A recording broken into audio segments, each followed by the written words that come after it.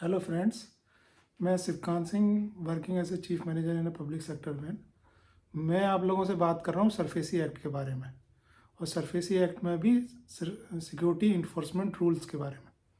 अब तक हमने रूल 9(2) 9(3) तक बात की। तो ये जो रूल्स हैं ये बड़े ही इम्पोर्टेंट हैं, और इनको सरफेसी एक्ट अपने में बहुत ही पोटेंट टूल है जिससे रिकवरी हो सकती है बैंक के ड्यूज़ की।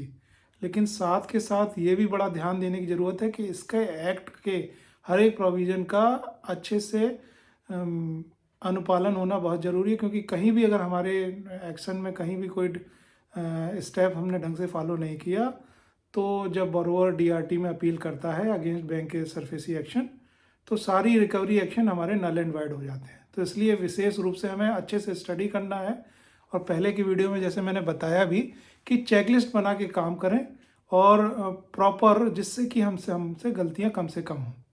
तो अभी हमने लास्ट की वीडियो में हमने रूल 9(3) तक बात की। रूल 9(1) एक बार थोड़ा रिवाइज कर लेते हैं। रूल 9(1) में कहता है कि कोई भी सेल 30 दिन के नोटिस से पहले नहीं हो सकती।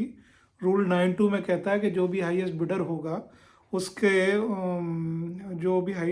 होगा उसके फेवर में सेल कंफर्म कर दी जाएगी। और रूल 9(3) कहता है कि on every sale of property the borrower purchaser shall immediately I on the same day और not later than next working day on the case में बी पे डिपॉजिट 25%, मतलब 25% 24 घंटे के अंदर जमा कर देना है। क्योंकि 10% तो ईएमडी के रूप में जब हम ई ऑक्शन में पार्टी जाती है 10% जमा करती है, 15% 24 आवर्स हमें बोरोवर जो भी एप्लीकेंट है, ऑक्शन परचेजर है, उसको जमा कर देना है। अब अगले रूल के बारे में बात करते हैं 9(3). ये भी बहुत इंपॉर्टेंट रूल है। इसमें ये कहता है, इसकी लैंग्वेज पहले समझ लेते हैं, लैंग्वेज क्या कहती है एक्ट की।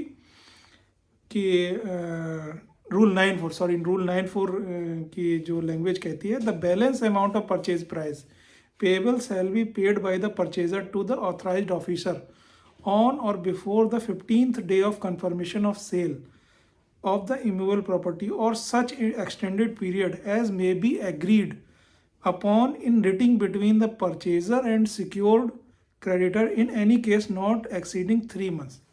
बड़ा इंपॉर्टेंट रूल है। इसमें ये कहता है कि 25% तो विद इन 24 आवर्स जमा कर दिया रूल 9(3) में।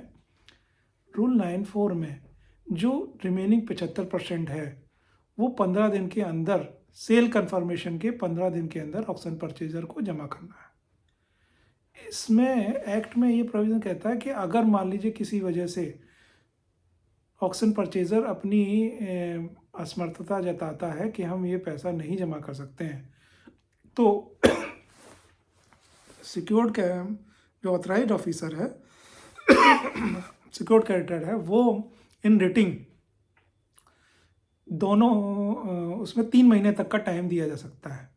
लेकिन ये डिस्क्रिशन है, ये एक्ट में डिस्क्रिशन दिया हुआ है। अगर ऑक्शन परचेजर कहता है तो हम 3 महीने तक का टाइम दे के और 3 महीने के अंदर उसको जमा करना है।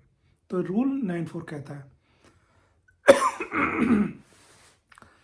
ओके फ्रेंड्स, ये आज का वीडियो हमारा 9(4) तक ही सीमित करते हैं। नेक्स्ट वीडियो में हम अगले जो रूल है उसके बारे में बात करेंगे। मेरा ये पर्पज़ ये है कि एक एक रूल को अलग अलग बताने का, अलग अलग वीडियो बनाने का है, कि जिससे आप लोग अच्छे से समझ सकें। और इससे रिलेटेड कोई भी क्वेरी है तो ज़रूर मेरे कमेंट बॉक्स में डालें, तो मैं उसका जवाब दूंगा। और मेरे अगर वीडियोस आपको अच्छे लगते हैं तो आप उसको सब्सक्राइब करिए, लाइक करिए। और बैंकिंग से रिलेटेड कोई भी टॉपिक है तो उस पर अगर आप जानकारी चाहते हैं तो आप प्लीज़ कमेंट बॉक्स में डालिए, मैं उस पर वीडियो बनाऊंगा। मुझे बैंकिंग में 20 साल का अनुभव है और लगभग सभी क्षेत्रों में मैंने काम किया हुआ है। Thank you friends.